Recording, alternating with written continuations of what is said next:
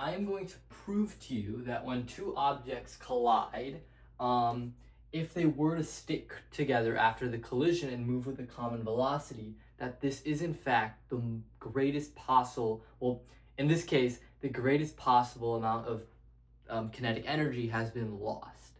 We call this a perfectly inelastic collision, and I'm going to prove it to you mathematically. Now, in science, a proof really just means evidence, right? So you can do a bunch of trials, and you would find that for all sorts of kinds of collisions, you would never get the same amount of total. If you were to calculate, you would never get the total. You would never get more kinetic energy loss than in the case of them sticking together. But I'm going to prove it to you mathematically, at least, using optimization. Hopefully, when you hear this idea of the greatest amount of kinetic energy lost, your mind kind of goes to optimization.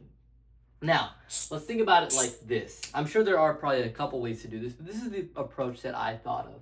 Is that, hey, the final kinetic energy of our system, of the two-block system, is going to equal some fraction of the initial kinetic energy. And I can call this fraction beta, right? It's just some fraction. Maybe it's 0.1 of the initial kinetic energy. Maybe it's 0.5, right? That's about half. So if we were to start manipulating some variable, so we're going to say 1/2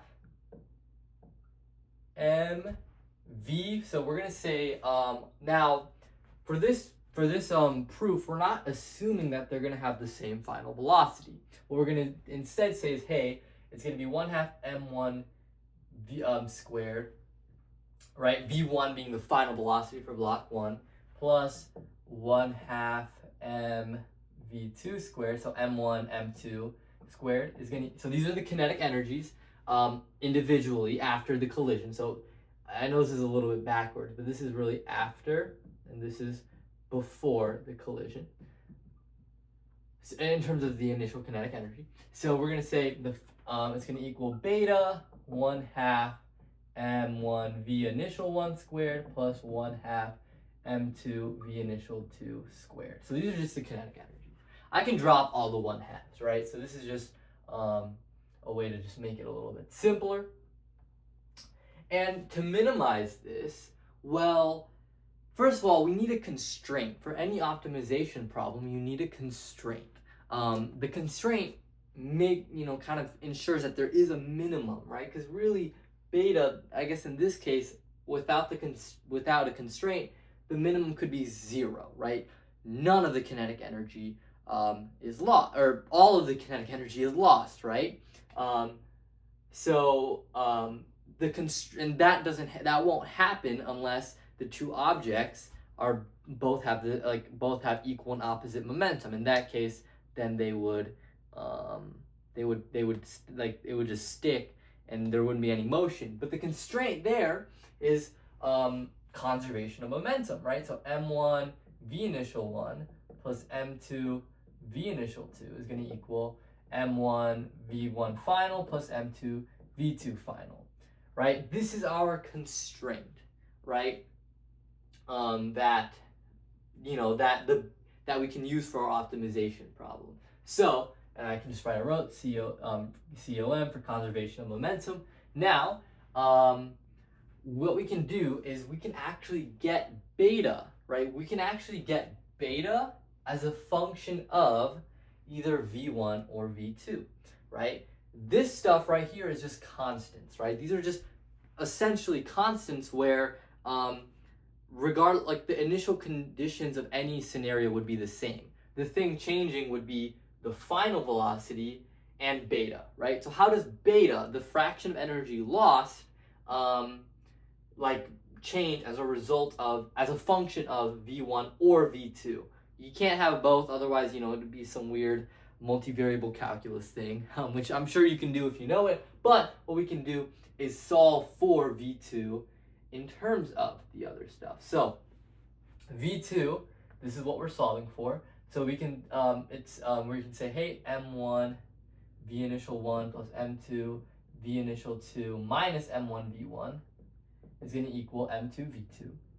And what we can do is, well, to make this a little bit easier, instead of really solving for V2 and then just substituting it in, we can actually just solve for m2 v2 squared, right? So if we square both sides, this will help us just substitute it in directly. So if we square both sides, and then when we square both sides, just for simplicity's sake, I'm just gonna do it in kind of one step just to save time. But we have m2 squared, v2 squared, right, is equal to this stuff. And then we just have to divide by m2.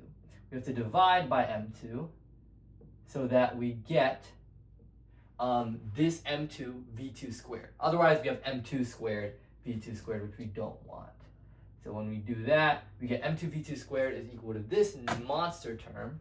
So I could say, hey, m1 v1 squared plus, now this term is really this m1 v initial 1 plus m2 v initial 2 minus m1 v1 squared over m2 is going to equal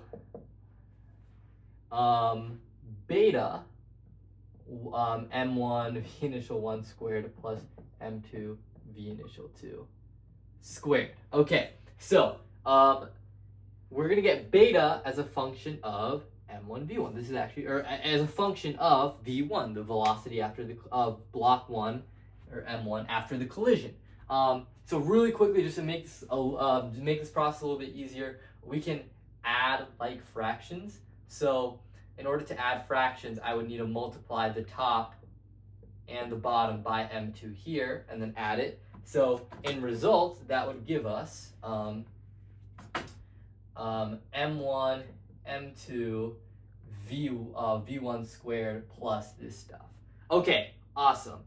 Now we can just divide both sides by m1 v initial 1 squared plus m2 v initial 2 squared and divide it by the same. I'm just going to put quotation marks there. And eventually what I get after this kind of a complicated-ish derivation is m2 v initial 2, I'm just writing it down, m1 v1 squared over m2 m1 v initial 1 squared plus m2 v initial 2 squared. Okay, awesome. We got beta. Now, we got beta as a function of v1, so we want to see, well, in order to optimize this, to find when is beta, remember we're doing this when beta is a minimum, right? Because when beta is a minimum, you've lost the most amount of kinetic energy. What we're going to do is we are going to take the derivative of beta with respect to v1, which is weird. Like conceptually, that you're looking at how does beta change with respect to the change in v1, the final velocity of block 1, which is weird. Like conceptually, you know, when you're taking a time derivative, that makes sense. Like, oh, how does this change with a function of time? But how does beta change as a function of, you know, v1? That's a little kind of weird to think about. But when you take this derivative, what we're going to see is for what value of v1 is beta at a minimum. That's why we're doing this. It's optimization. So if we were to take this derivative, hint, hint, we're actually going to look at when this is going to equal 0, right? For an optimization problem, we need to look at when is the derivative equal to 0. Because in this case, you can imagine it's going to end up being a quadratic, right? Because we have a v1 squared. Like beta is a quadratic function, like beta is a quadratic function of v1. Because we have a v1 squared, and then this v1 will get squared as well. So you can imagine it's going to look, the graph, if I were to graph beta as a function of v1, it makes some sort of a quadratic. I don't know exactly what, but we want to find when is a derivative equal to 0. That's going to give us our minimum.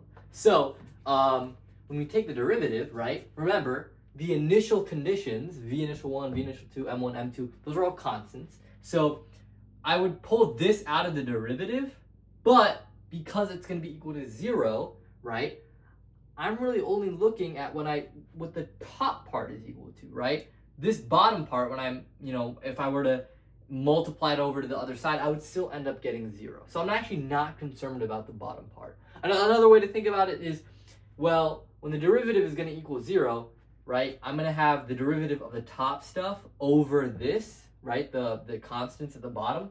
But for the derivative to equal 0, the constants won't have a place. Like, it'll never equal 0 because of the constant. So I can actually void that from my derivative, if that kind of makes sense.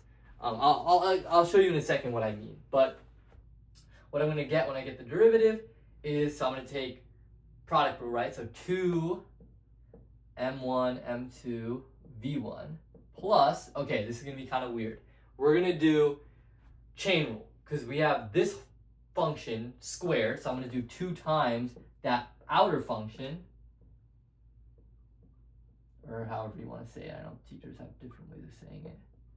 Times, now I'm going to do the derivative of the inner function. So I'm going to say, the outer function is x squared. So I'm going to take that derivative, and then I'm going to do my inner function. So this is a constant, this is a constant, this is my only not constant. So the derivative is negative m1. So multiplied by negative m1. Cool. So this was the derivative of the top stuff, and once again, you could have m2 m1 v initial 1 squared plus m2 v initial 2 squared. But once again, I would just multiply it to the other side, and 0 times anything is 0. So the bottom makes no difference. Now, let's just get rid of the 2's, right? Because we can do that because the other side is equal to 0. We can divide both sides, everything by 2. And then, if we're going to quickly distribute, so we're going to get m1, m2, v1 plus, okay, let's distribute. So we're going to have a minus here. So minus m1 v initial 1 times negative m1, that's just going to be m1 squared v initial 1. Same thing. Then we'll have this m1, m2, so we're going to do minus m1, m2, v initial 2. So I'm just, once again, distributing everything. And then we're going to have this minus, but now it's negative m1, v1 times negative, so that becomes positive m1 squared v1 equals 0.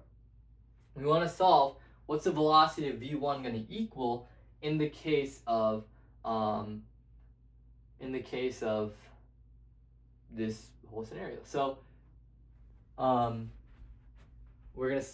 to factor out the v1. So let's actually add the constants m1 squared v initial 1 squared, m1 m2 v initial 2. Let's add that to the other side. So I'm going to get m1 m2 v1 plus m1 squared v1. So these are all my v1 terms. Is going to equal, actually no, we're going to see why in a second. Actually no, let's just do it like this, whatever. And then we're going to get the other term. So m1 squared plus m1 m2, and then multiply by v initial 1 times m1 m2 v initial 2. Okay. Each term has a spare m1 term that we can actually cancel out. So we're going to get m2. So we can actually drop an m1 from all sides. There's a spare m1 term. So m2 v1 plus m1 v1 is going to equal, so there was an m1 squared here, so now I'm just going to have m1 v initial 1 plus m2 v initial 2. Oh my goodness. Let me just factor out a v1 here. So I get m1 plus m2, and hopefully you can see it.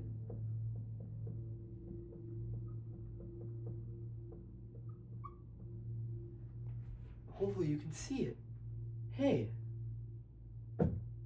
this v1 times m1 plus m2, this represents the final momentum of a elastic, or of a sticking collision, right? Because both masses, m2 and m1, are both traveling at the same velocity v1. And this represents our initial momentum. So this is just saying, this is just a conservation of energy statement. P final equals P initial in the case of a sticky collision. They stick together. So when doing this optimization problem, you just get a conservation of momentum statement for a case of two objects sticking together and having the same velocity. That's pretty cool. I don't know about you. I think that is such a cool result. You can prove it. Like, this is, you don't have to ever memorize really that when two objects stick together, they're gonna have the same velocity, and that's when the greatest amount of kinetic energy is lost. You can do an optimization problem to figure that out. I think this is really cool. So yeah, hopefully this kind of derivation, this kind of problem, optimization stuff kind of makes sense, and now you know how to do it.